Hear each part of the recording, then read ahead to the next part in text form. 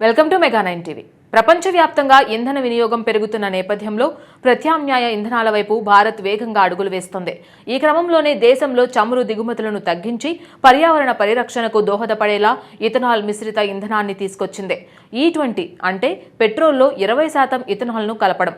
విదేశాల నుంచి సుమారు 80% ఇంధనాన్ని దిగుమతి చేసుకుంటున్న భారత్ ఈ భారాన్ని తగ్గించుకోవడానికి ఇథనాల్ మిశ్రిత పెట్రోల్ను ప్రోత్సహిస్తోంది. ఈ నేపథ్యంలో కేంద్ర ప్రభుత్వం ప్రవేశపెట్టిన E20 పెట్రోల్ ప్రస్తుతం తీవ్ర చర్చనీయాంశంగా మారింది. ముఖ్యంగా సోషల్ మీడియాలో ఈ E20 పెట్రోల్ వాడకంపై అనేక రకాల పుకార్లు, అపోహలు ప్రచారంలో ఉన్నాయి.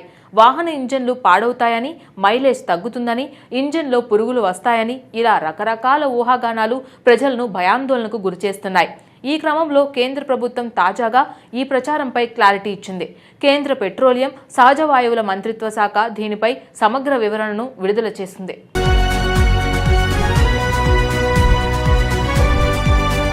ఈ E20 పెట్రోల్ గురించి జరుగుతున్న ప్రచారంలో ఏమాత్రం నిజం లేదని కేంద్ర పెట్రోలియం, సహజ వాయువుల శాఖ మంత్రి హర్దీప్ సింగ్ ఫుల్ క్లారిటీ ఇచ్చారు.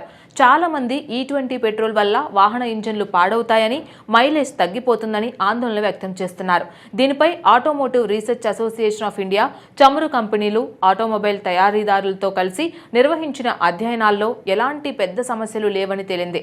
కార్లు, బైకులు, ఇతర భారీ వాహనాలపై నిర్వహించిన పరీక్షల్లో మెటల్, ప్లాస్టిక్ భాగాల అనుకూలతపై ఎటువంటి ప్రతికూల ప్రభావం కనిపించలేదని ప్రభుత్వం వివరించింది. అయితే ఒక ముఖ్యమైన అంశం ఏమిటంటే చాలా పాత వాహనాల్లో కొన్ని రబ్బరు విడిభాగాలు మాత్రం కొంచెం త్వరగా పాడయ్యే అవకాశం ఉందని, వాటిని మార్చుకుంటే సరిపోతుందని క్లారిటీ ఇచ్చింది.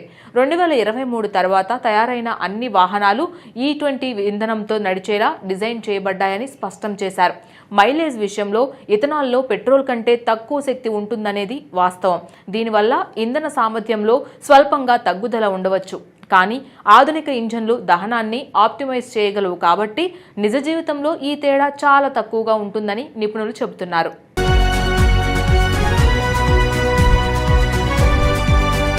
ఇక ఈ E20 పెట్రోల్ వాడకం వల్ల వారంటీ రద్దవుతుందనే ప్రచారం కూడా పూర్తిగా అవాస్తవమని కేంద్రం తేల్చి చెప్పింది.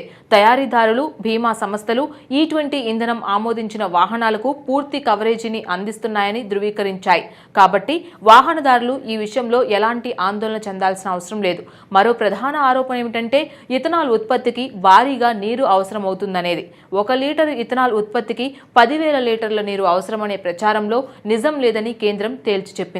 కేవలం 3 నుండి 5 లీటర్లు శుద్ధి చేసిన నీరు మాత్రమే అవసరమవుతుందని వివరించింది. అలాగే ఆహార భద్రతపై కూడా ఆందోళనలు వ్యక్తమయ్యాయి.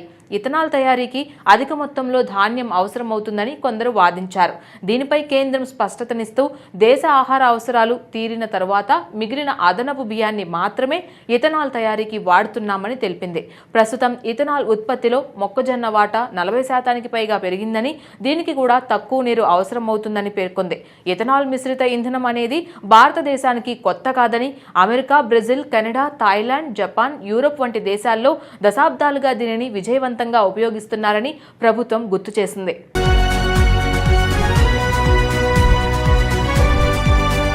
సోషల్ మీడియాలో వచ్చిన మరో ఆసక్తికరమైన ప్రచారం ఏమిటంటే ఇథనాల్ చక్కెరతో తయారు చేస్తారు కాబట్టి ట్యాంకులోకి చీమలు, ఈగలు వస్తాయనేది. ఈ వాదనను కేంద్రం ఖండించింది. ఇథనాల్ను డిస్టిలేషన్ ప్రక్రియ ద్వారా తయారు చేయడం వల్ల అందులో చక్కెర అస్సలు మిగలదని, ఇది పూర్తిగా పెట్రోల్ వినియోగానికి సరిపోతుందని స్పష్టం చేసింది. ఇక ట్యాంకుల్లోకి నీరు చేరడం గురించి వస్తున్న అపోహలు కూడా నిరాధారమైనవని ప్రభుత్వం పేర్కొంది. ఆధునిక వాహనాల్లో అలాగే పెట్రోల్ బంకుల్లో నీరు చేరకుండా అన్ని రకాల భద్రతా ప్రమాణాలు ఉంటాయని వివరించింది. కొన్ని వైరల్ వీడియోల్లో పెట్రోల్లో నేరుగా చెరుకు రసం కలుపుతున్నారని చూపించారు. అదంతా ఫేక్ అని, ఇథనాల్ అనేది పారిశ్రామికంగా పులియబెట్టడం, డీహైడ్రేషన్ ప్రక్రియల ద్వారా తయారయ్యే ఒక రకమైన ఆల్కహాల్ అని కేంద్రం స్పష్టం చేసింది. సుప్రీంకోర్టులో E20 పెట్రోల్ను ఒక ప్రయోగమని ప్రభుత్వం చెప్పిందనే వార్తలు కూడా అబద్ధమని, కోర్టులో నడిచిన కేసు కేవలం ఇథనాల్ కొనుగోలు ఒప్పందాలకు సంబంధించింది మాత్రమేనని, ఇంధన నాణ్యతకు సంబంధించింది కాదని ప్రభుత్వం వివరించింది.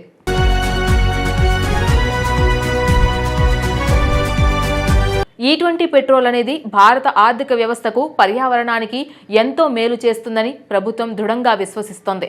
చమురు దిగుమతులపై ఆధారపడడాన్ని తగ్గించడం ద్వారా దేశ ఆర్థిక వ్యవస్థకు భారీగా ఆదా అవుతుంది. పర్యావరణ పరంగా చూస్తే ఇథనాల్ మిశ్రిత ఇంధనాలు తక్కువ కార్బన్ ఉద్గారాలను విడుదల చేస్తాయి. ఇది వాయు కాలుష్యాన్ని తగ్గించడంలో సహాయపడుతుంది. ఇది ప్యారిస్ ఒప్పందం వంటి అంతర్జాతీయ పర్యావరణ లక్ష్యాలను చేరుకోవడానికి భారతదేశానికి దోహదపడుతుంది. స్వదేశీ ఇథనాల్ ఉత్పత్తిని ప్రోత్సహించడం ద్వారా రైతులకు కూడా మేలు కలుగుతుంది. ఇథనాల్ తయారీకి అవసరమైన ముడి సరుకులను పండించడం ద్వారా వ్యవసాయ రంగంలో కొత్త అవకాశాలు సృష్టించబడతాయి. భవిష్యత్తులో E85 ఇంధనాన్ని కూడా అందుబాటులోకి తెస్తామని కేంద్రం ప్రకటించడం ప్రత్యామ్నాయ ఇంధనాల వైపు భారత్ నిబద్ధతను తెలియజేస్తుంది. ఈ మొత్తం ప్రక్రియలో పారదర్శకత, సరైన సమాచార వ్యాప్తి ఎంతో కీలకం. ప్రభుత్వం ఇచ్చిన వివరణల ద్వారా ప్రజల్లో విశ్వాసం పెంపొందించడం, తప్పుడు ప్రచారాలను అరికట్టడం అత్యవసరం.